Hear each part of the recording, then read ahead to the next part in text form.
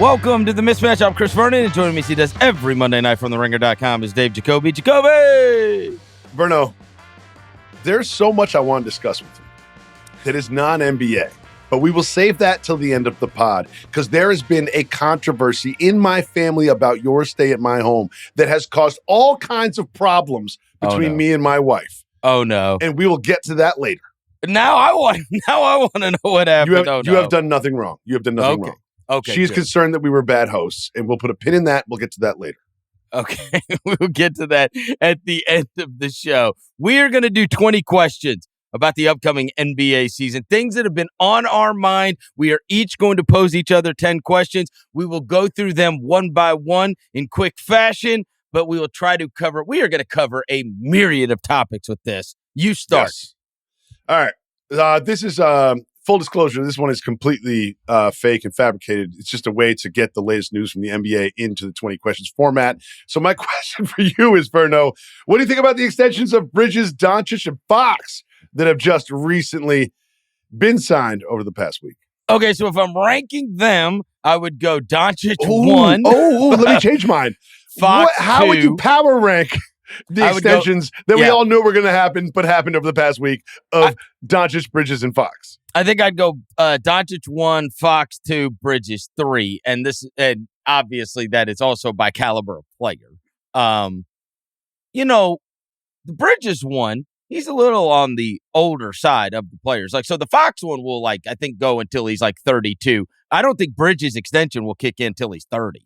So, and he at that point, he's not one of your best players on your team. I understand the Fox thing. I understand. Look, I think on the Fox deal, I am higher on him than I think most of my peers.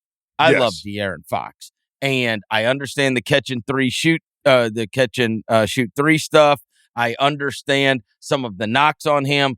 I also think that De'Aaron Fox, when you have put good teams around him, what happened was they had a good team, and then that's the king. I mean, he played for a moribund franchise that hadn't made the playoffs in 16, 17 years, and they went to the playoffs, and if it weren't for him busting up his thumb, I think they probably take Curry and them out, and then that's a much better story. That Light the Beam team was one of my favorites, and I've always been a Fox fan. Also, if you are the Spurs and you decide, okay, I think this lets you win and see if you can win with Wemby right now, and also you have the future assets, right? They can pull off the being good now and being good later. We talked about this with Minnesota at one point after we saw Terrence Shannon and the big French kid and Dillingham, and it's they might actually filter in some good players after they're done with the Conley Gobert era of the Timberwolves. And so I think the same is true is what I'm trying to get to on San Antonio. I think Fox helps you win right now, and you can start winning games and playing playoff basketball games with him now. And then I don't think the contract's going to be so bad that, again, he's 32, I think, at the end of that. And so I would, and you can't trade him when he's gotten expiring, especially as a clutch client. They already got him to where they wanted him to go in San Antonio. We didn't get to see Fox and Wemby for real last year. No. And so I would lock him up. I don't think you're getting a better player than him. You hope Dylan Harper comes along maybe faster than what you might expect, but it doesn't matter how fast he comes along. And then on the Luka front, again, he's locked in now, and you know that you get to build out with him in mind, and you don't have to worry about that at all. That wasn't we gave up this stuff, but he is going to go test the market. That just put all that to rest. And so now that's going to be a Luka franchise. And then on the Bridges front, he's always going to have the 5 picks thing hanging over him. That's his plight now. And he's never going to be worth that, right? He's never going to be that, especially when he was, you needed him to be awesome against Indiana, and you wouldn't say awesome, right? Especially compared to their 3-and-D guys that they had. That being said, this is why you got the good deal on Brunson, so you could bring his guys back. And I think the longer you can keep something together and the more continuity you have, I mean, to me, the extension stuff, what are your options? You pay these guys, and then you can figure it out after the fact. They're all three, obviously different levels, but all three outstanding players that are always going to have a market. I don't think any of these guys sign contracts where the market's going to look at those as being, oh, terrible contracts we can't get out of. Like, they're great players. We've been doing this for about a year, right? And I can only say that I've been wrong and you've been right on issues about 2 or 3 times over the course of that year. And one of those was when we discussed De'Aaron Fox and his fit with the Spurs. Because now you have Harper, you've got Castle, you've got Wemby, and it feels like if you're being really honest with yourself as a franchise, you're like, we're the 2028, 29 contenders. You know what I mean? So to me, it felt like Fox was a little bit of an odd fit because of their lottery luck. However, you sort of told me, like, look, man, like, they haven't played a playoff game. Like, Wemby has not played a playoff game.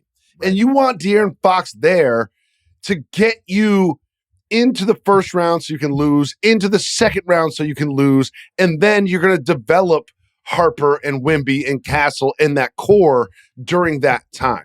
So I will say that you altered my perspective on his fit with the team, because it does feel like Harper and Fox might be redundant, but Harper's like 19.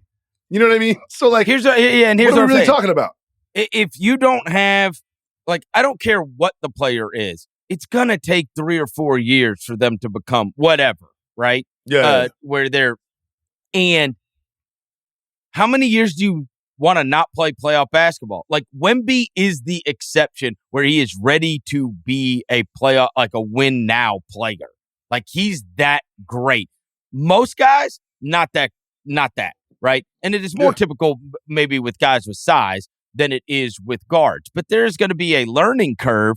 And so it's like, how many years do you want to spend not playing playoff basketball with Victor Wembanyama when you very well might be in playoff basketball by this year if you've got De'Aaron Fox on your team as the guy running the show?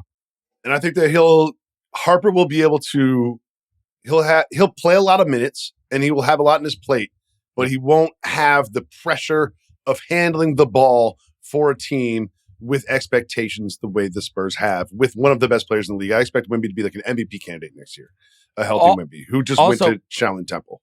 Also, may give him the absolute best way to develop, right? Yeah. I.e., back in the day, Shai Gilgeous-Alexander was getting to play for the Clippers, but he always talks about Chris Paul, right? And I would imagine that Fox is going to be a mentor of sorts for those young guards. And Doncic is not worth talking about. We'll have plenty of time to talk about the stupid Lakers, like whatever. Bridges, I like the coaching change kind of hurt me because of the success that they had, but I like the idea that there will be a new offense that is not just, hey, Jalen Brunson, do whatever you can do. It felt like his dad was the offensive coach, which might have been the case. And I feel like when Brunson was hurt, Bridges and Anunoby in particular stepped up and had a much bigger role and were very much more effective. And I expect this to be more of a democratic offense next year where we see more from Bridges. Because when he lifts up from 12 to 14 feet off the dribble and does that weird double dribble jump shot, like unblockable, it goes in. He's like 80% on those. And I think with a little more OG, a little more Bridges, a little less Brunson, I think that's going to be a much better offense for the Knicks. But let's move on to your first question. Yeah, all right. Team that you think you will like more than the consensus. Okay. So one thing that my wife knows about me is when I get into arguments with her, I get very stuck on individual words because I could have done the worst thing in the world. But if she makes one verbal mistake in a sentence, I'll just pin on that. So that's kind of what I'm doing with your questions as well. Because when you say, think I will like more than the consensus, does that mean I will like watching or that I will see winning more than consensus? You will see winning more than the consensus. Okay. The team I will like watching more than consensus will be the Hornets, but we'll put that to the side. We'll discuss them later. The team that I think will win more than others are the Detroit Pistons. Oh. I mean, as a Knicks fan, I mean, toe-to-toe with the Knicks, who ended up in the Eastern Conference Finals, and Cade, absolute breakout leap year last year. Like absolute breakout leap year last year. You get Jaden Ivey back. I thought that Beasley is a loss, right? I'm just going to count him as a loss. But you we've all read the stuff. But shout to Pablo Torre. Shout to my guy Pablo Torre. Did you listen to that episode? You're counting that as a loss?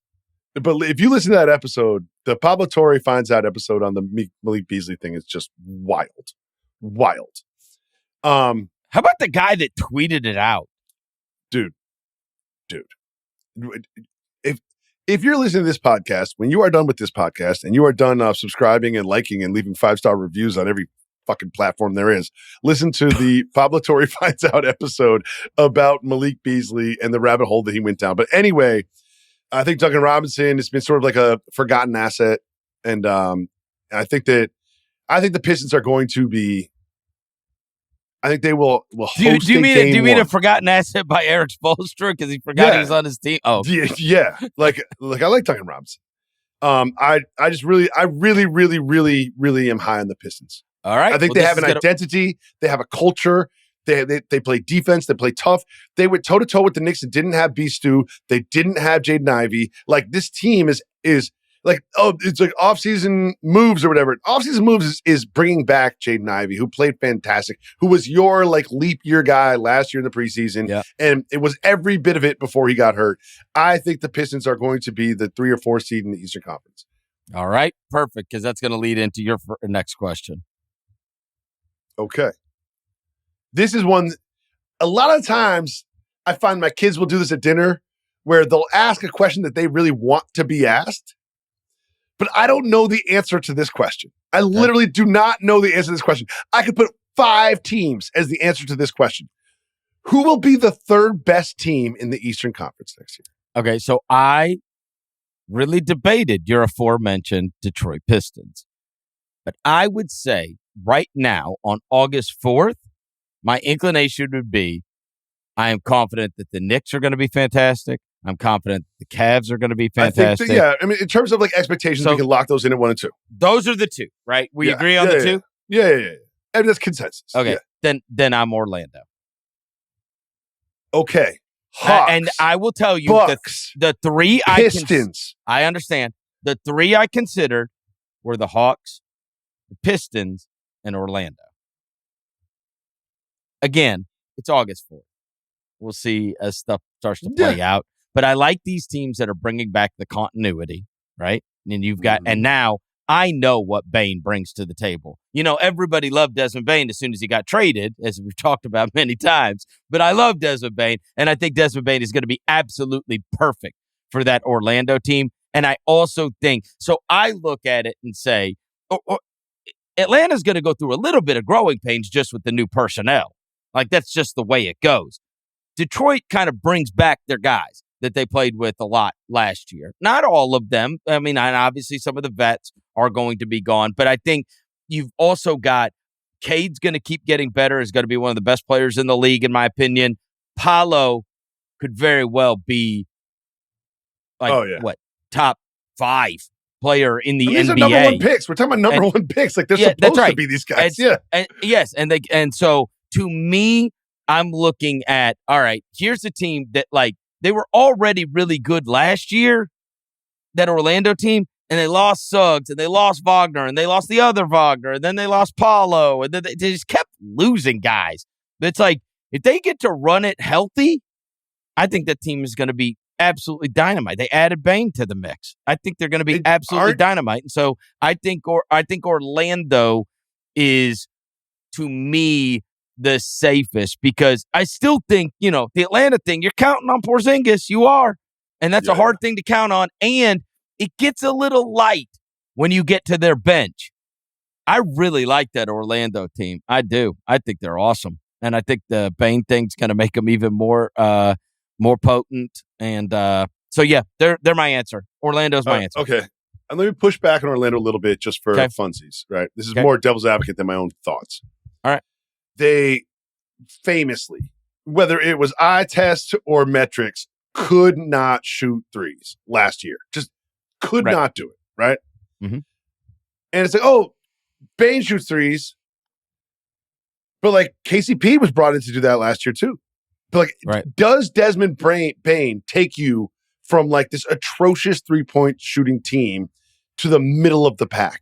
No, but it makes you better at it. It makes you better at it, and that's not how they win anyway. They win from defense. They win with defense, and I do think that you can always have individual improvement on that, and they need Franz to be able to knock down threes. That would be a massive help. And then, you never know on some of the other players, right? Like, we have seen it before. Like, if Jalen Suggs ended up becoming a extremely reliable 3-point shooter, it wouldn't shock me. Well, I think Franz, I'm looking at Franz first. Like, dog, like, right. You can get to the rim, you can slash, you can play make. Last year, he play made better than he did the previous year. Like, if he could hit a three, man, like, it just and I mean, everything. I'm sure. Look, and again, I don't know if it's going to show up, but wouldn't you imagine that the guys, the Jalen Suggs and the Anthony Blacks and the Jet Howards, like all these guys, they're shooting. If they're worth their salt, they're shooting 5,000 threes a day. Like, seriously. That's the game now, right? And you have Paolo and Franz. Like, you're going to get feet set, yes, catch and shoot, ball in the shooting pocket threes. This is not sidestep, step back off the dribble threes. Like, you're going to get the easiest threes you can get. And every year we see guys improve with that. I think it's the type of guys you have. And if you have the type of guys that I think they have, I'd imagine that they will also improve individually at it. But look, that team, when it is fully stocked, their defense and length, and I mean, they are absolutely fantastic. And I think they would be, to me, the safest bet on that front. I mean, I asked the question because I don't have the answer. I could see it being the Bucks. I could see it being the Pistons. I could see it being the Magic. I can't see it being the Pacers, but like, I could see it being the Sixers. Who knows where that 3 seed is going to go to? Who knows? What rookie not named Cooper Flagg do you think you will go out of your way to watch the most? Okay. Again, I drilled down on the verbiage. Out of my way to watch the most. I do not. Like you wouldn't typically. No, yes. You wouldn't typically be watching this game. Yeah. I don't watch Wizards games. I do not watch them. I do not watch Wizards games. I will go out of my way to watch Trey Johnson. I do it like really? I had no interest. I had no interest in Sarr last year. I was like, whatever. Jordan Poole and Sarr and no. Sarr's parents didn't watch the games. I mean, what are you talking about? I will go out of my way to watch Trey Johnson. I got really excited about those 2 summer league games. Trey Johnson. Think he's a scorer. Like, I just think he's a great fit, great pick. I just want to see him play NBA basketball. I want to see him against NBA defenses. I want to see if this can translate. It gets us back with an active group text with Joe House. Yeah. He's got something fun, right? I mean, he's just sitting there watching Wizards games. He's watching a different brand of basketball than us every night. Only person watching Wizards games. Literally. I would say of all teams in the NBA, I watched the fewest Wizards games last year. Or Jazz, because they're in the West Coast or whatever. But yeah. Yeah. I think that's fair. Yeah, so that's my answer. All right. Trey Johnson. Next for you. What is the dumbest, craziest prediction you have for next season that won't happen and we won't hold you to, but it's not impossible? Oklahoma City's too young.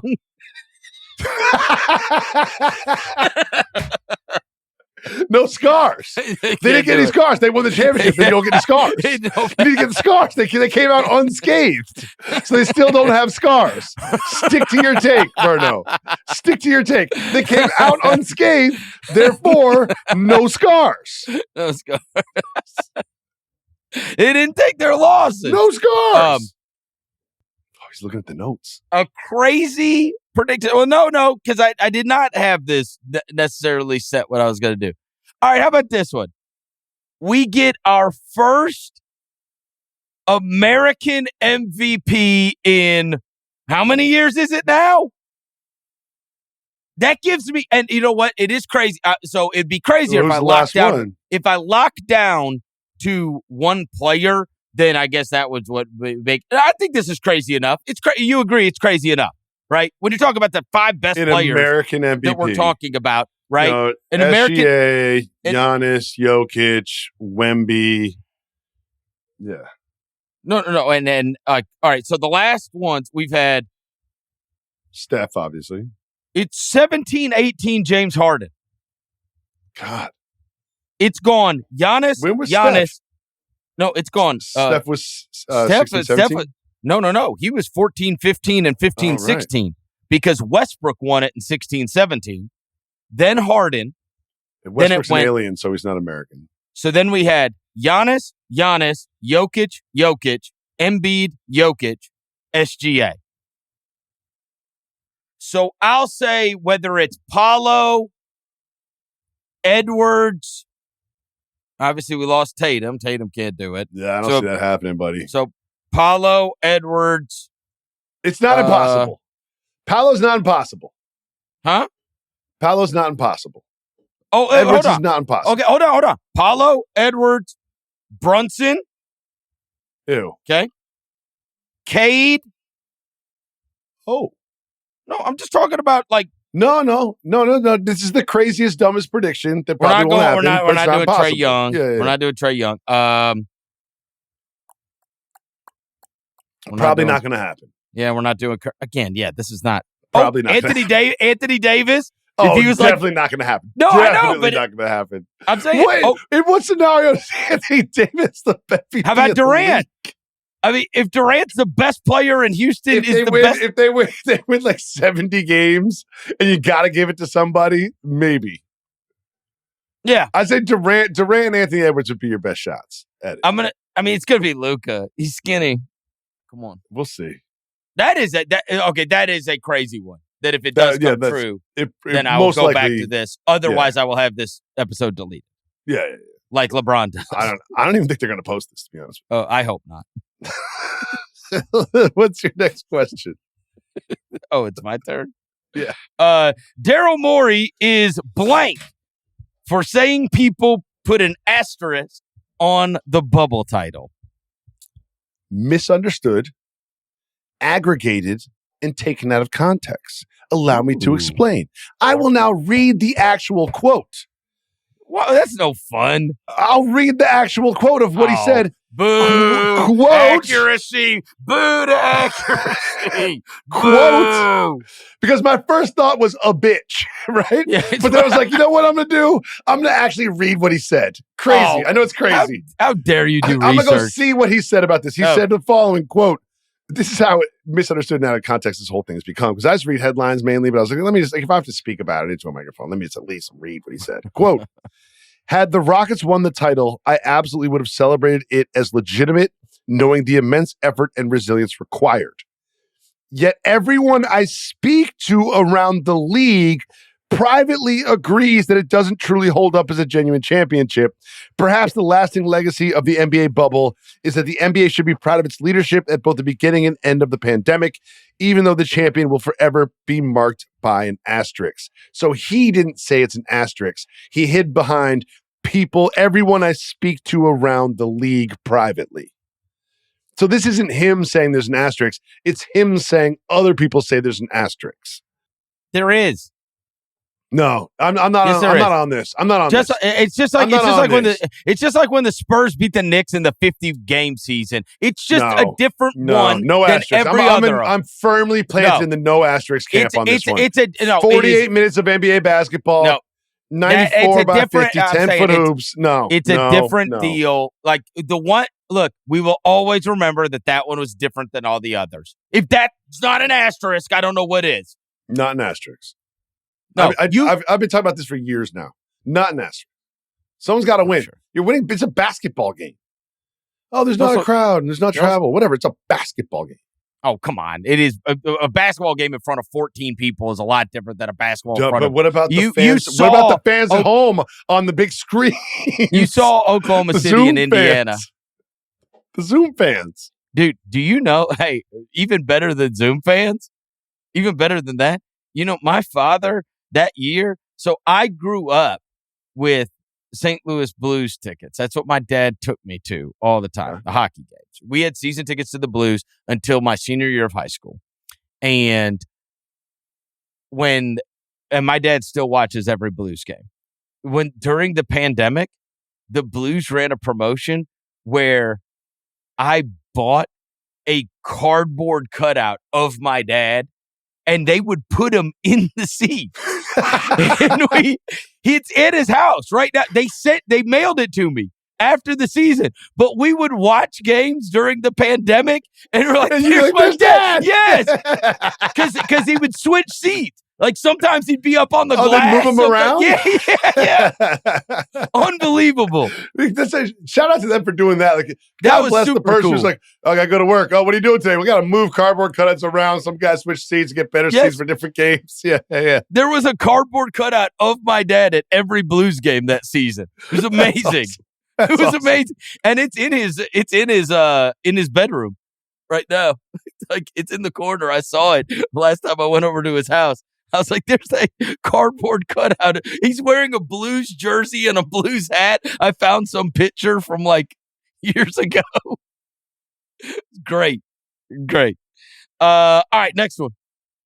There's again, I'm asking a question I do not know the answer to. Oh. That I would have difficulty answering. Let me hear it. Is it more likely that the Oklahoma City Thunder win 45 or 75 games next season? Oh, what? 75. It's not. What is it? How are we even talking? 45 is ridiculous. Come on. Injuries. What they win last year? 60 what? Tough 68? conference. What they win? Okay, yeah. They had Chet for 30. Now, they're not going to try like they did last year, right? Once you're made men, it's, very rarely do you see somebody come out with the same level of tenacity. But I mean, okay. Let me remix it. Is it more likely they win 55 or 75 games next year? That's a better question. Okay. 45 is crazy. Come on. 55 or 75? 55 is more likely. Yes. Okay. Because again, you're always taking. They had impeccable health outside of Chet, right? No, Chet and Hartenstein. No. I'm saying they never played without their best guy. That's fair. If you had to play 20 games without SGA, it's a different world. J-Dub was hurt a little bit. Yeah, I'm saying the other Jalen Williams was hurt a little bit. Their best guy was available, right? Yes. Their best guy was available. And generally, they've got most of their lineup on a nightly basis. But yeah, what they were able to do without Chet was, come on. Now you're going to add him into the mix, and he's going to be a year better. So, if they won, I think I'd be surprised if they would win 60 plus. 75. If the over-under was 60, I would bet the over. 75 is crazy. If the over-under was 60, I would bet the over. For sure. Me too. Yes. I agree with that. What's your next one? Next one I've got for you. Oh, now we get to go into Jacoby worked for ESPN for 20 years. 23. Do you think ESPN really raises its game a lot because of their being competing broadcasts? No. You don't? So you could take me behind the curtain here. Do they talk about competition at all? Like, do you think they look at the TNT thing or they look at the Fox football thing? They've got the TNT guys. I got it. No. I'm saying, is it just we're ESPN and we do our thing? Do they ever did you ever have a conversation about competition when you were there? No. What another show on another network is doing? No. Wow. I think there's obvious conversations about the industry at large. It wasn't another show on another network. It was more to sort of like the rise of digital media and social media and the importance of that and whatnot, and YouTube. the YouTube strategy changed a lot. But one thing that I've decided not to do since I left ESPN was use platforms like this one to shit on ESPN. You know what I mean? Because they've done so much for my life and my wife and my family. You know what I mean? I have a lot of notes about the way ESPN makes content, and I think they've made a lot of bad decisions outside of my own relationship with ESPN, and I think they continue to do so. You don't think they're going to look and go, that's what NBC's doing, that's what Amazon's doing, we've got to...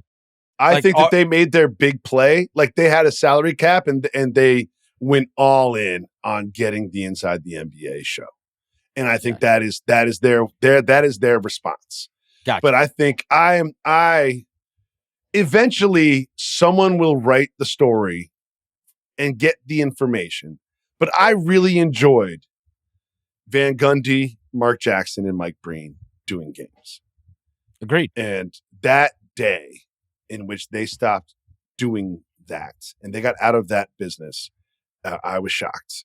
And then it's been a mess of a summer with the leaks about Doris and Legler and like all that. It's like, come on, guys. Yeah. Like, what are we doing here? And Richard Jefferson and right.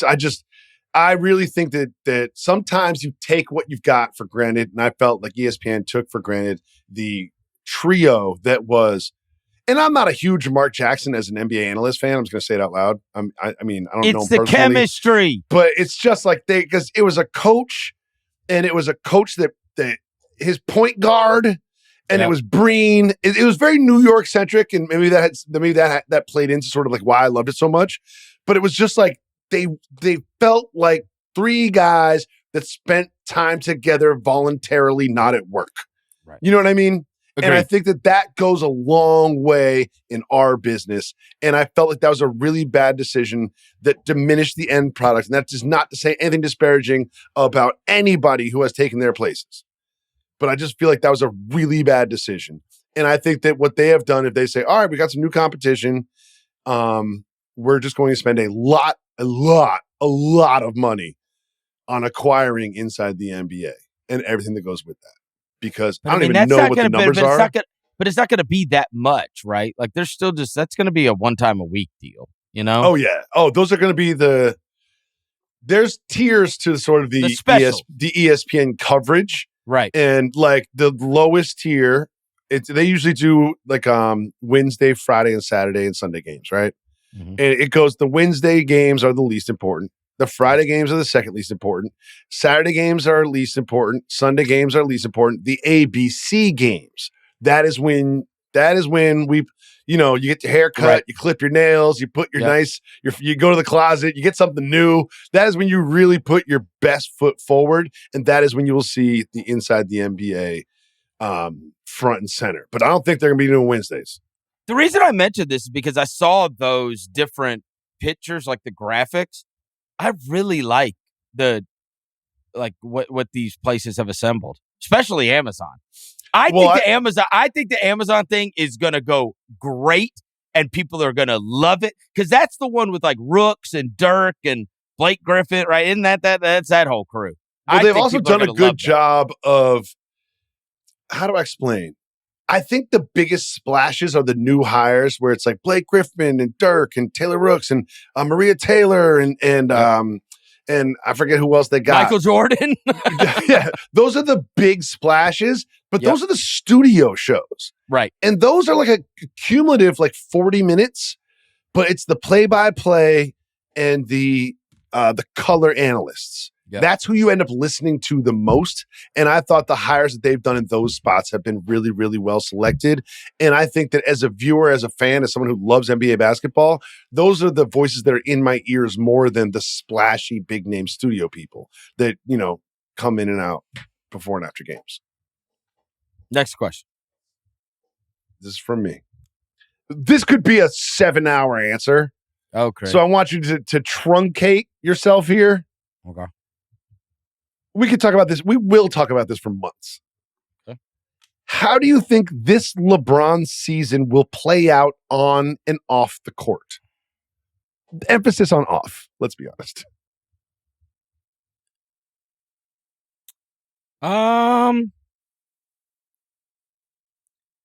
I actually think that with this Luka, that they have a chance to be awesome. And so you read a Men's Health article. He's got skinnier arms now, and you're calling him this Luka like he's a different person. I mean, Jacoby, they were the 3 seed last year. They're the 3 seed. So, and they've added, they added Marcus Smart, they added DeAndre Ayton, which are like total wild cards. Like, you refuse to mention right? LaRavia for like the third podcast in a row. Still got Austin Reeves there. I mean, I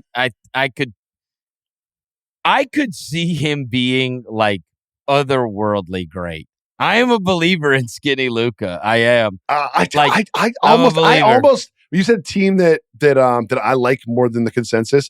I had the Lakers as my. I actually think he's going to be so damn awesome that like LeBron's actually going to be happy because the team's awesome, and then this will be the last go round with LeBron, and then he'll be on a different team starting next season. But that this will be the last go round. But I actually think that they're going to win so much that it's going to be a lot less drama filled than I would imagine. I hope I'm wrong. I hope I'm wrong. Content? Yeah.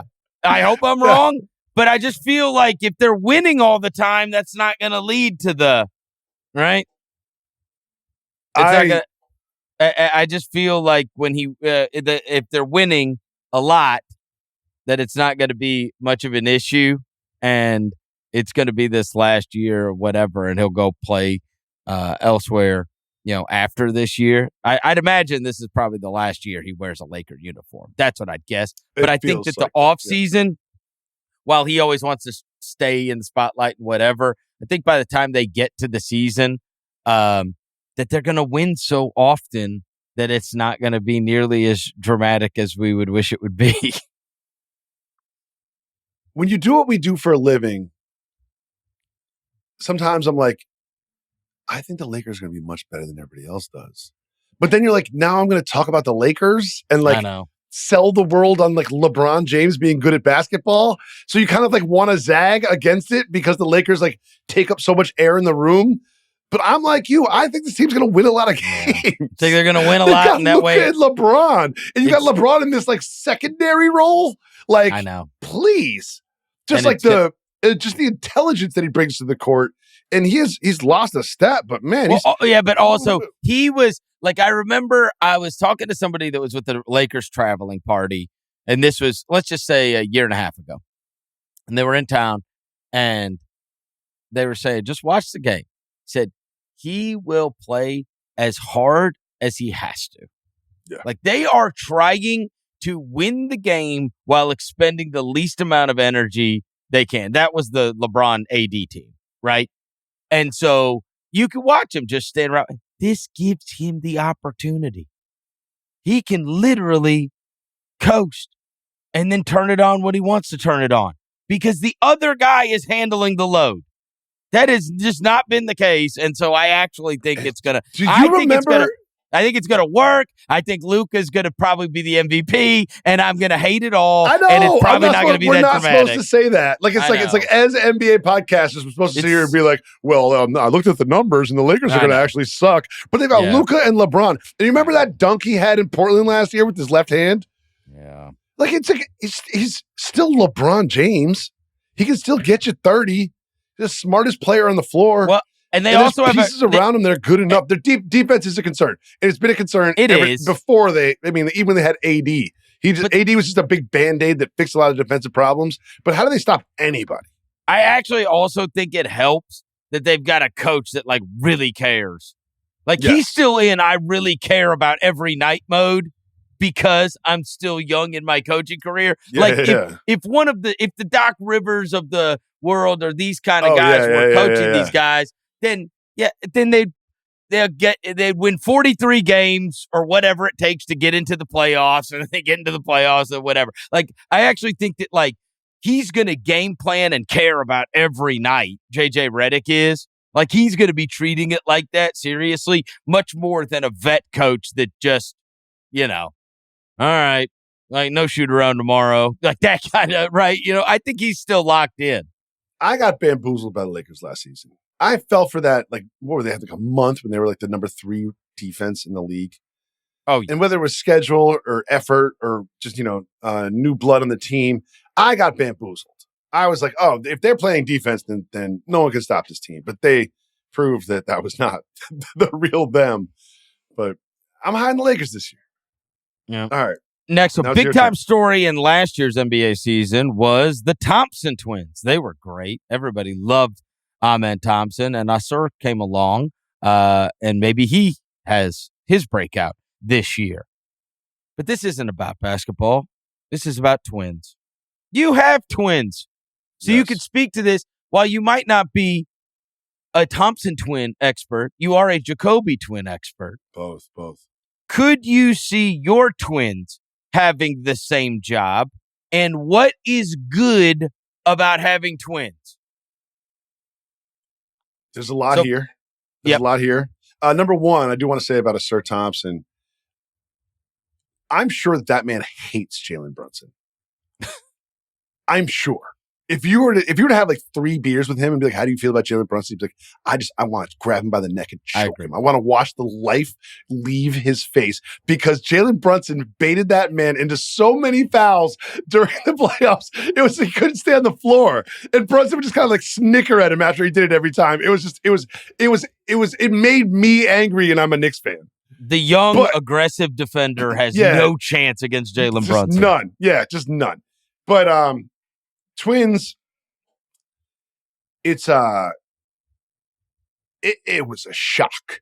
No, answer the first one first. Could you imagine them having the same job? No. Because they have the same parents, literally the same DNA, but they're so different as people. And it's really interesting being a parent and having like a literal like apples to apples comparison to one of your kids. Because when you're a parent and you have kids, you're always like, oh, Johnny's 4, my kid's 4. Oh, look, he can, run better. Or he can write and read. That's interesting. But like when you have an apples to apples in your own home, it's really wild. Like Chloe was walking and talking at 12 months. My daughter, thanks for saying months. Yes, months. My daughter Margot refused to walk until she was like 19 months old because she was just be like uppy, like you carry me. I'm a princess. I get carried around the house, and there are moments when one thing that's great as a parent of twins is they can entertain each other. Sometimes they'll just be in their room doing whatever they're doing and they're enjoying each other. But they are each other's greatest source of joy and greatest source of anger. Like they are the best friends and the worst enemies. And they hate being twins. Like they hate it. They hate it. They hate it. They hate it. They hate it. I mean, I think, they're 9. So I think, at 19, they'll have a little more perspective about it. I said, what are the good things?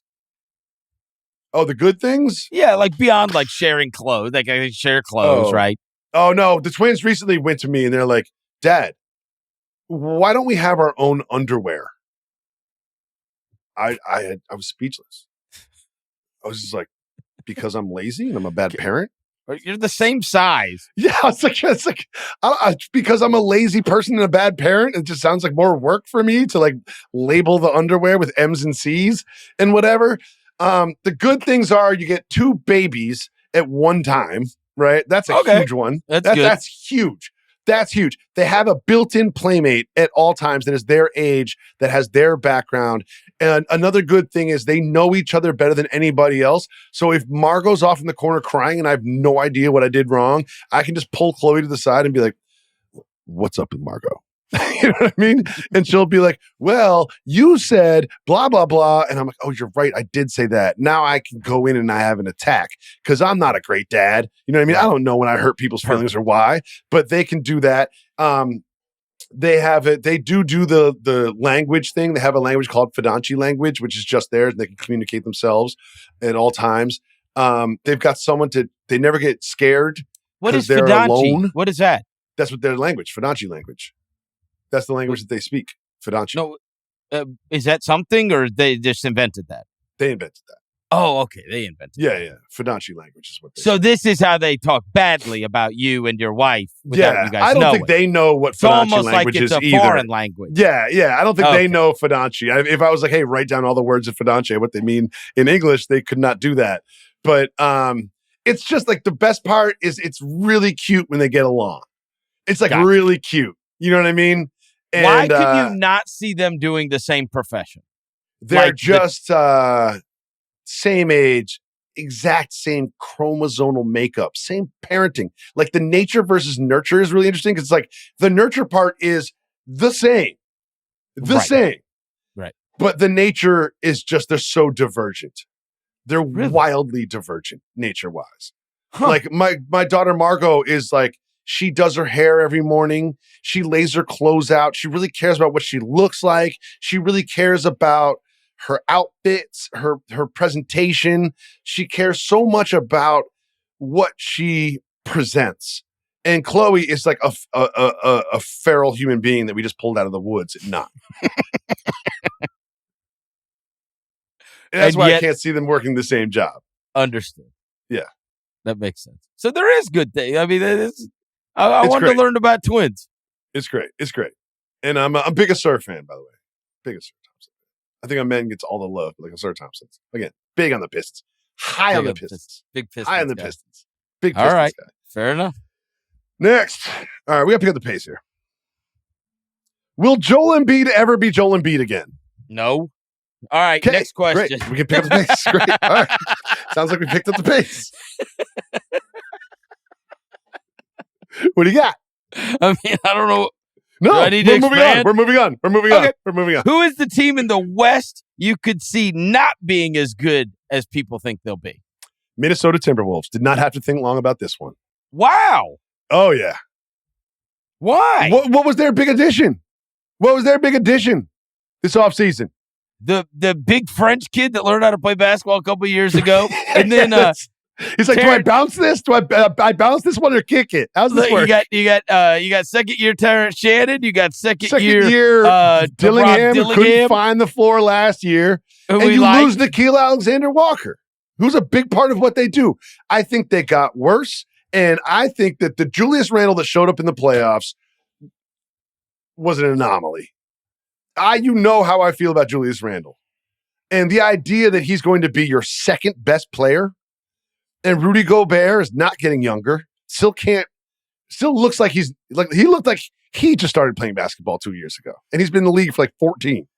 I'm telling you, I'm low on the Timberwolves. I'm selling on the Timberwolves. Wow. Did not get better.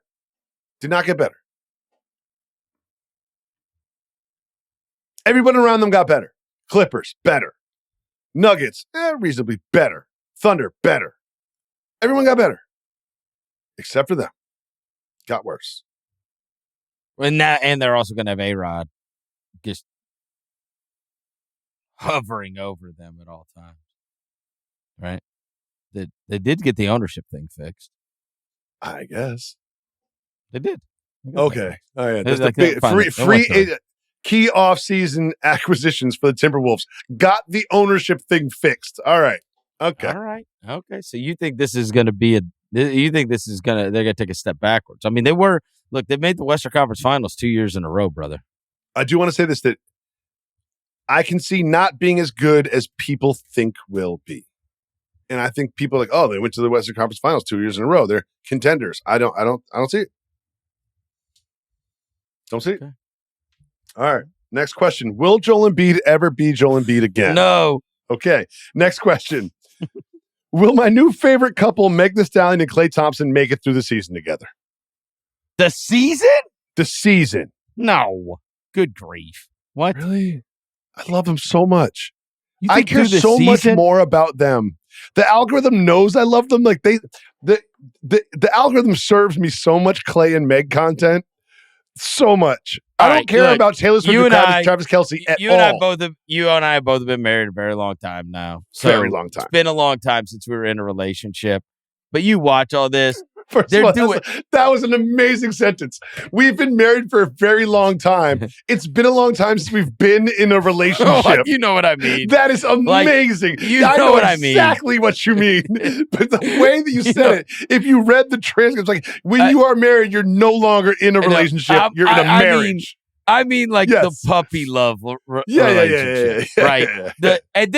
I'm watching their Instagram videos. Like they're showing up in my algorithm too, probably because of your stupid ass. And because they know I like you and you like this. So now it's like, hey, Chris needs to know this is going fishing. on. And they're awesome. On boats. They're on the golf course. It's like 50 first dates.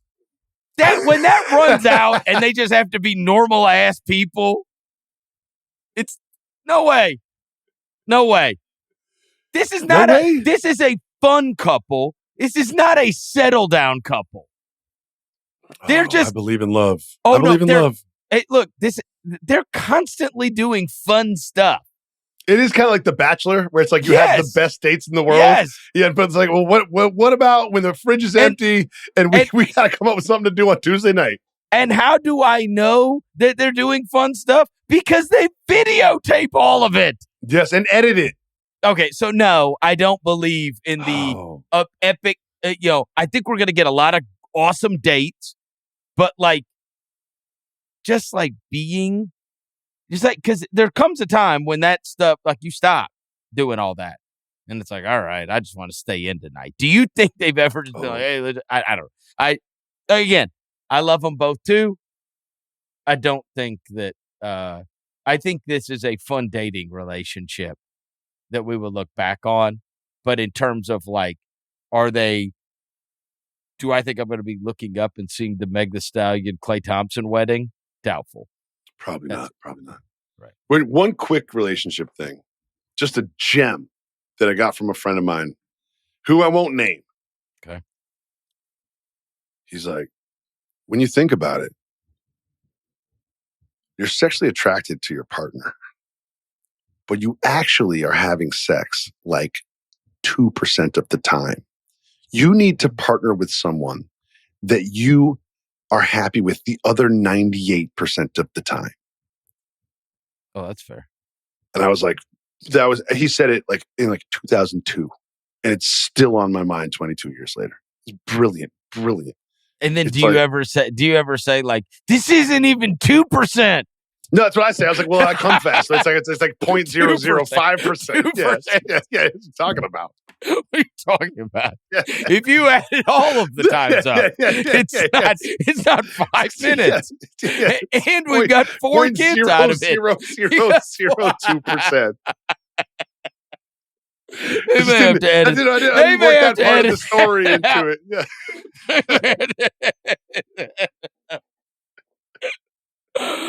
An opposing player you want to see in person that you have not, if you're going to head over to Brooklyn to go check out a Nets game. Because I can't afford Knicks games. This is so easy. This is just obviously Victor Wembanyama. Oh, you haven't seen him in person? Never seen him in person. Oh, I mean, I have to. That one doesn't even need explanation. We don't even have to. It's like going to the circus. Yeah, you can't believe it's real. I need to see it. Yes. I need to see it. I actually, there's only 2 players that I've ever showed up super early to the arena for. True story. One is Curry. Steph. Yeah. No, and when one is Victor Wembanyama. The first time he came in, I was like, I can't miss his warm up. I've got to be there for it. So I got there early, and I mean, the second he walked out and started warming up, I'm like, this is not like this. It was like I was watching an alien. You can't believe it's real. He's that big and that unbelievable at basketball. He's draining threes. He's doing dribbling drills. And I'm like, this is crazy. How is a human this tall doing this crap? He's awesome to behold. You do need to do that. I need to do it. All right, next. All right. Yep. Simple, short. A team that I've got my eye on, that I will be watching way more than I should, that I'm rooting for no reason other than I used to play pickup from time to time with the head coach. Will the Trailblazers make the play-in? Oh. They're make like win now moves. They got like Drew Holiday. I know you have a question about this later, so I'm not going to get real in depth on this. What? No. Hold on. You're going to understand. What about Target guy? I saw the aforementioned Chauncey Billups 20 times this weekend. At the collector's convention? He was everywhere. Huh. He was everywhere. He was like taking part in like, he was there like at a trade night. He was there at the eBay stand. Are these paid performances? Like paid appearances? I guess so. But like he was like omnipresent. And I no lie, at least 5 different people told me like, hey man, I just met Chauncey Billups. Like Chauncey Billups is here, whatever, right? And they were like, man, not only is he the coolest, he's funny too. And like everybody that came in contact with Chauncey Billups that I knew, I never saw him. Like, I mean, I saw him walking around, but I never like talked to him. But everybody I met that came in contact with Chauncey Billups came away with a story that they wanted to tell you about how they just met Chauncey Billups and loved him. He's awesome to be around. I mean, these people have literally no fame. They're like collectors, or they're like, baseball card streamers or whatever, right? Like they're just regular dudes. We've all been around funnier people than Chauncey Billups, cooler people than Chauncey Billups, better looking people than Chauncey Billups, smarter people than Chauncey Billups, harder working people than Chauncey Billups. But Chauncey Billups is just the best. Like he's just like the most solid, dependable, normal, trustworthy guy. Like me and my wife were arguing about who should we leave in the will? Should we leave the kids with like my brother or her sister? And we were just like, Chauncey Billups. Just leave him with Chauncey Billups. It's like, you can't go wrong. You loved him. I don't even know him that well. I just love him. He's just like, he's so happy to see you. You're so happy to see him. No one has complaints about Chauncey Billups. Like, I've got a big personality. There are people in the world who's like, I can't stand that guy. He talks too much. He tries to be funny all the time. He just like takes the air out of the room. He sucks. Jacoby's the worst. And you know what? They're right. But no one feels that way about Chauncey Billups. No one does. I can only tell you, like, everybody I came in contact with that was around him loved him. He's awesome. Right. I'm going to say yes. I think that they are a very good candidate to be we were okay, and then we take a leap.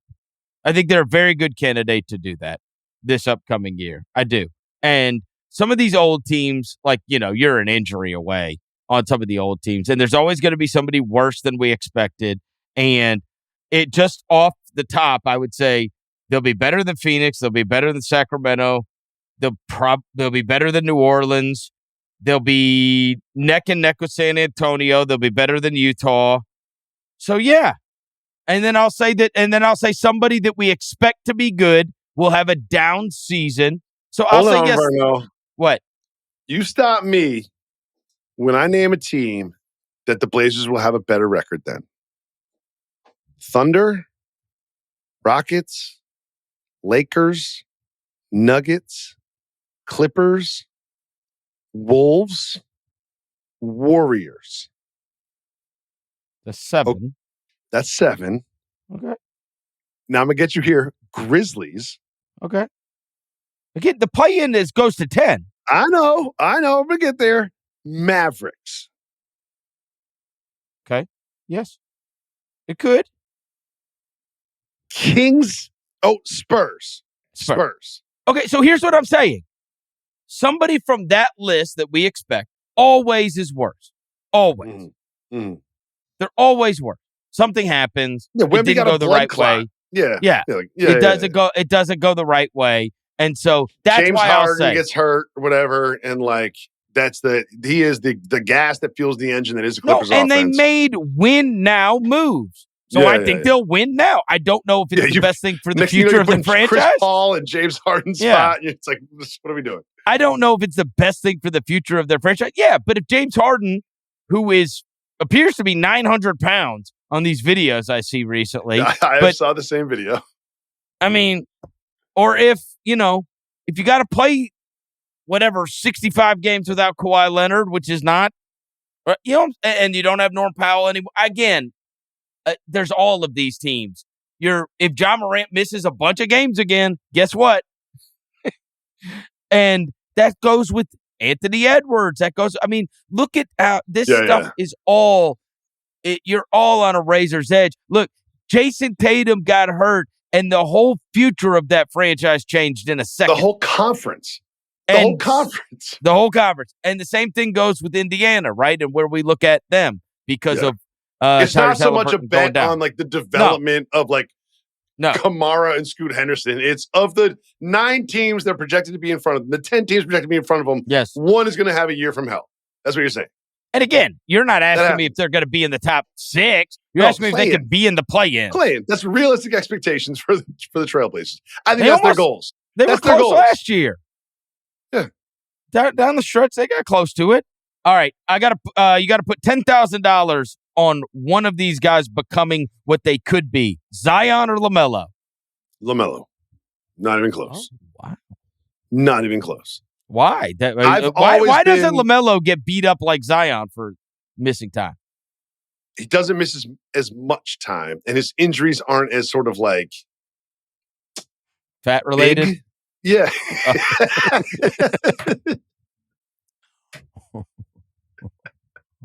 His injuries are more like 20 games here and there, like ankle stuff or whatever. It's not like surgery, be back next year, season over stuff. I've always been a huge LaMelo fan. I just love the idea that he can play the way he plays, and he's like 6'8", 6'9". And he can shoot, he can get to the rack. And I often think, and I would have drafted James Wiseman at 2 if I was the Warriors too. They needed a big. And you're in Memphis, and we all know what happened there. I mean, he played 3 games. Come on. I know. Let's not act like I treat him like I do Penny Hardaway. I would have drafted James Wiseman too, but I always think if LaMelo Ball ended up on the Warriors, what would his world and game and reputation look like? Steve Kerr would have hated him with the fires of 7 hells. There, you want me to go and tell you? I would like to see LaMelo. I think LaMelo Ball will one day no longer be on the Hornets, and he will be on a better team with a more structured offense and a more defined role, and he will thrive in that role. And I believe that is more likely to happen than Zion Williamson being a first-team All-NBA guy. There's a lot more upside in LaMelo's future in my mind than Zion Williamson. I think that's a hard thing to disagree with. Next one. You went to the collectors convention. I did. Somehow didn't see Bill there. Well, he was there earlier than I was. So Bill went. The thing starts on like Wednesday. Did you know he was going to be there? Not until I saw one of my buddies saw Bill there and took a picture with him. And I saw that, and I text Bill immediately, and I'm like, "Yo, are you still going to be there?" When and he's like, it was a quick 20-hour trip. He said, I'm flying out in the morning. I was like, damn. I went one year with Bill. Oh, you did? Yeah. In Cleveland, I went one year. And I quickly learned that I'm a tourist at the collectors convention. Bill is a local. Oh, yeah. Like I'm the same way. Yeah, I've been tourist. collecting I'm my there whole being life. like, this is crazy. Like, this is unlike anything I've ever seen before. These people are nuts. What kind of people come here and do this year after year? This is a culture that I cannot be a part of. I feel like I was on the other side of the glass looking at the fish tank, and Bill is swimming with the fish. So you know what I mean? Interestingly enough, much like I've collected stuff my whole life since I was a kid. It's passion. I read interesting. This is crazy. Wait, hold on. Because you sent me a text. It told me to ask you this question: what NBA players were the most relevant there? Oh, so continue. No, keep going. I first found out about this through Bill Simmons' page 2 article about it. Oh yeah. And he said, everybody needs to do this once in their life. And he had it was like a photo album. You could probably find it. I mean, it's years and years ago. I've probably been, 6 or 7 times, something like that. So the reason I wanted you to ask me about this, because I thought it was fascinating. They have like TriStar, which is the big autograph company. They put all the autograph guys on. So like everybody's there. Like you name it, everybody. Like Allen Iverson's there and Rick Pitino's there and Mike Tyson's there and you name the person, right? The most expensive autograph at the entire show by a wide margin. And you could either get an autograph or you can get a picture or you could get a picture with him and all of his brothers. Jokic. Giannis. Well, who opts to take a picture with him and all of his brothers? That's what we said. Like, is that more money or less money? You get a picture with Giannis, $10. Picture of Giannis and his brothers, $5. No. How much do you think a picture is? Oh, dude, this isn't my world, but I would guess $75. $5.25. $5.25. $525. No chance. No it way. Was the most expensive. No way. The second most, that's for an autograph as well. The second most expensive for an autograph was Albert Pujols. And that was $420. The third most was shocking to me. And it was all the collector nerds that had to explain this to me. Because I was like, why? And this will be fascinating to you. It was Patrick Ewing. What? And it was $300. Evidently, he never signs autographs. He never signs autographs. Yeah, he's not known as like a nice guy. Yeah. He never signed. So he was the third most expensive guy at the whole show. But anyway, guys are all bopping around, whatever. I will say this, and this was true when I went to New York City, and I did not mention this. So you walk into New York City, and my son says, hey, I want to go to the NBA store on Fifth Avenue. Okay? Yeah. So in downtown Manhattan. Midtown, we did. Whatever. You walk in there, and on the right, it's all Knicks crap, right? So it's a Bridges jersey and a Towns jersey and a Brunson jersey and a whatever, right? It's just all Knicks stuff. That bottom floor, when you first walk in, the other side of it is all WNBA. All. Like that might Clark be seasonal. jerseys. Like that's maybe. Seasonal. It probably is, seasonal. right? Yeah. And then you walk to the other floors or whatever. So that kind of stood out to me, and obviously the NBA getting behind it. But nothing like what happened at this card collecting convention. Oh. I told somebody this today. Forget Caitlin Clark. She's in another stratosphere, okay? I saw probably 5,000 more Paige Becker's cards than I did Zach Edey cards. Well, that should tell you. I'm saying, no, they're both college player of the year, mega famous, right? Like, again. Zach Edey, I mean, dude. Oh, okay, fine. So, you're not going to see Risa Shea and Sarr and those guys. I'm just talking fame-wise. Like, and again, rookies are always the new thing. Right. I get your point. Terrible comparison, but I get your point. No, it's not a terrible comparison. Terrible comparison. One of them plays in the NBA and one of them plays in the WNBA. And what I'm telling you is... You're at a collector's convention and you're betting on Paige Becker's future. Okay, no. Zach Edey is like maybe going to be a backup center. Okay, fine. Breanna Stewart. Name the player. Name whoever you want to name. There was infinitely more current WNBA than current NBA players in all the cases. It wasn't even close. On the collecting side, and it might just be a wave, but on the collecting side, fine. Who was Rookie of the Year? Stephon Castle. I saw 2. I was there for 3 days walking around to every booth. Oh, I bet if you asked my college friends who are like NBA fans, but they're just like regular fans, I was like, who was Rookie of the Year last year? I bet like half of them wouldn't even know. Honestly. Right. I think you're right. No, half of them wouldn't even know. They would not even know. Young players, and so that's all I'll say. There's Kobe and Jordan, and there's everybody else, and then there's Curry and LeBron, and then there's a massive drop-off to anybody else you want to talk about. What about Cooper? What about Cooper? There's no product yet. There's no product yet of him. Okay. But again, it's not going to be nearly the same. It's Kobe and LeBron. I'm saying it's Kobe and Jordan, and then there's a huge gap, and then there's Curry and LeBron, and then there's nobody else.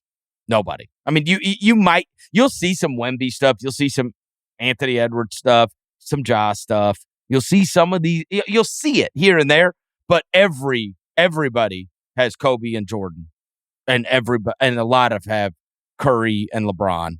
But then there's really, like, of the current players, you don't see a lot. It's very interesting. I wonder who will be the next guy that people like actually really hardcore collect. You do see Wemby stuff, but not like, again, he's a big guy, so that stuff's never going to be the same. But yeah, it's super fascinating. WNBA cards were everywhere. Dude, and I'll just give you I know you don't care about cards. A silver prism, which is like that's a Panini Prism is the brand. Look, this is going to make sense to you. If you got a silver prism of a player, the Caitlin Clark is $4,000. $4,000, bro. What? $4,000. Yes. Oh, I saw $20,000 Caitlin Clark cards. That's crazy. I thought $50,000 Caitlin Clark card. You name it. The same Wembanyama. I'm just giving you for point of reference. The same Wembanyama card is $1,000. Hers is $4,000. Oh my god! It's a wave, bro. It's a weird deal. What's going on? I did not think it would cross over to the collecting like it had. No, I'm kind of floored by this. I mean, and to give the people an idea of what the event is like, it's a giant convention center with just a bunch of booths, a bunch of just dudes with folding tables with their wares out in front. Not anymore. Oh, it's changed? No, it got corporate. Oh. And they all hired hot chicks now to be at the booth. Oh, really? Yeah. It's not like it used to be. Oh, it's kind of like the cart girl at a golf course. You come over, every guy tries to flirt or whatever. Whenever I go golfing, I tell my friends, when the cart girl comes up, I'm like, just no one flirt with her. No one do it. Do not do it. Yeah, I feel like the guy that my indie band is now playing the Garden. Like I feel that way. And it's like, it's not collectors as much. It's big business. Oh, that's it's 14-year-olds pulling out. I mean, I saw a 14-year-old who's younger than my son standing next to me offer $6,000 for a Curry and pulled out $6,000 and handed it to the guy. $1,000? $6,000. Was he alone? His dad with him or something? I didn't see a dad. He pulled it out of his pocket, bro. Wads of cash. And I'm like, good grief. This is crazy. My son is your son is 15. If he had $6,000, I feel like you owe me that money. I agree. I've invested hundreds of thousands of dollars in you. I agree. That's my money. That's not your money. All right. That's my money. All right. A couple of off-brand things. Who is the biggest football player in New York right now? This is impossible to answer because it's not. Both New York teams are absolute trash. But who gets the table at the restaurant? Oh, okay. That's a different question. That's Sauce Gardner. Oh, probably Russell Wilson, but like that's the table at the restaurant. But Sauce Gardner is like the cool one. Malik Neighbors is sort of like the next one. Like Russell Wilson's gets the table because of Sierra, and he's just like, going to go to the Hall of Fame or whatever. That's fair. But Sauce Gardner is like the cool young guy around town. I didn't even think about Russell Wilson as a New York athlete. That's the thing, yeah, because he hasn't thrown a pass. But he's the one who gets the table. But Sauce Gardner is like the cool guy. He's the one. And Malik Neighbors had a better season than you think last year. Like he's sort of like Malik Neighbors is awesome. Yeah, he's good, dude. Yeah. Malik Neighbors is like he had 109 catches and 1,200 yards, dude. Think about that. With Danny Dimes. Only Puka and Anquan Bolden.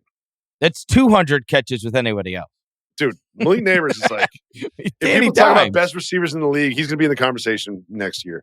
All those, he really is the next in line because you had Jefferson and Chase. Yeah, these LSU guys, it's a different world. Dude, I'm telling you, like he doesn't get talked about because he's on the Giants and like no one cares. Right. But like in 2030, Malik Neighbors will be considered the best receiver in the league. This is important to me. Last one. And I'm invested in this. All right. Will Target Guy have a podcast by the All-Star break? Oh, God, I hope not. You put us out of business. There's all of us out of business. I mean, his takes are infinitely more fiery than ours. You said that on the show. Like, I'll be on a jog. Like, I was jogging on the beach the last couple of weeks. And I was on a jog, and I was just like, what kind of takes did the Target Guy have? Like, does the Target Guy do, like, politics and, like, culture? Dude, like, is the Target Guy, like, just like this like, uncut jam just out there in the world? I swear to you, I had a guy in Chicago, Illinois at the National Sports Collectors Convention come up to me and said, "Hey, man," a stranger, I didn't know him. Yeah. He goes, "I've been on the lookout everywhere for Walter Clayton's because of Target guy." And I was like, "What?" Target guy's moving markets. I was like, unbelievable. I hope he doesn't have a podcast either, because that thing is just going to go. It's going to take over the industry. It's going to take over the entire industry. To the moon. All right. Last question I have for you. No Klay, no Luka. Let's throw those out. The player that looks the most wrong in their uniform. Obvious answer is Marcus Smart and the Lakers, right?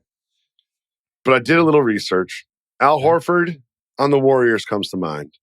He's not there yet. This is one that gets me. Devontae Graham is playing in Belgrade, Serbia. Oh! Devontae Graham was like, I had like a Target guy take when he was a rookie. I was like, rookie of the year. Devontae Graham. I believed in Devontae Graham. Wow. And there's always a list of like 24 guys that you assume are in the league somewhere that are no longer in the league. And it's only a matter of time before Devontae Graham is playing for the Jokic brother. It's only a matter of time. Hey, it was funny you say that, because before we were going on the air, I was like, hey, did I miss any notes? And I can't remember. I went to like one of the aggregator sites of like NBA news or something just to make sure we hadn't missed anything. And there was one on there about Lonnie Walker signing overseas. Oh, yeah. And I was like, I'll be damned. Yeah, he's signing Israel or something, right? Yeah, so he's a perfect example of how the bubble wasn't real. Oh, stop it. Here's what I really want to talk to you about. I get home from vacation after you stayed at the house. You left some gifts for the kids. It was very nice notes in the bedrooms. It's just very classy Southern family stuff. I talked to Vinny about you.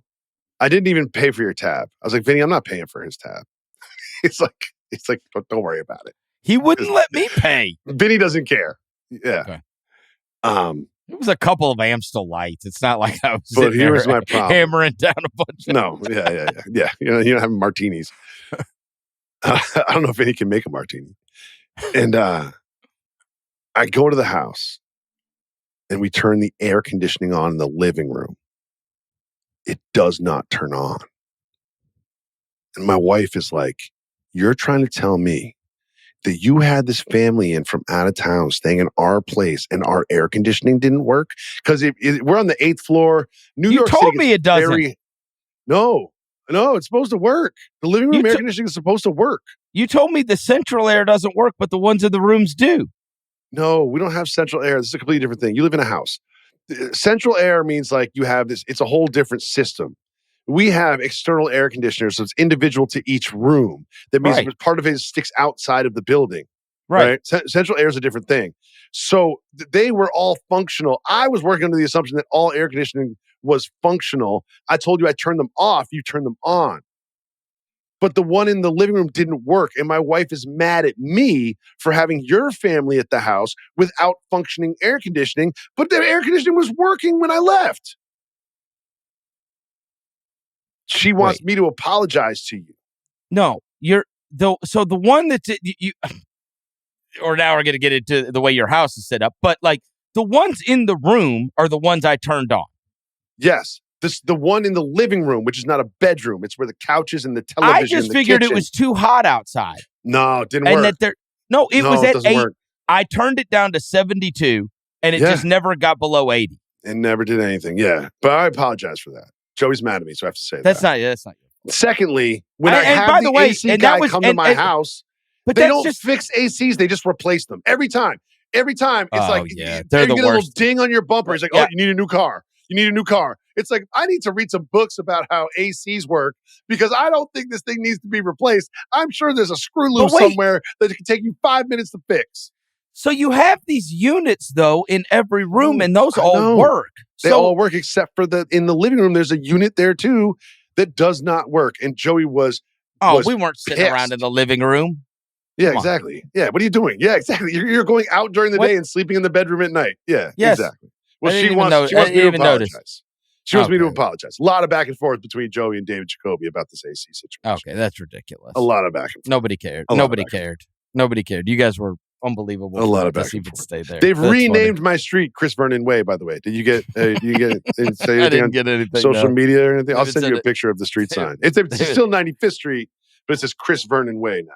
Yeah. Well, You made an impact. why? What impact you made? Because nobody's seen a rat since I've been there. Because I said No, they- I was walking down the street last They're not. night and I saw three rats. There's I saw no a rat rat. carrying a huge piece of food, and I was like, I was going to take a video and send it to you. There's no rats anywhere. It's the most overrated thing you've Why ever would I done. lie about rats on my own blog?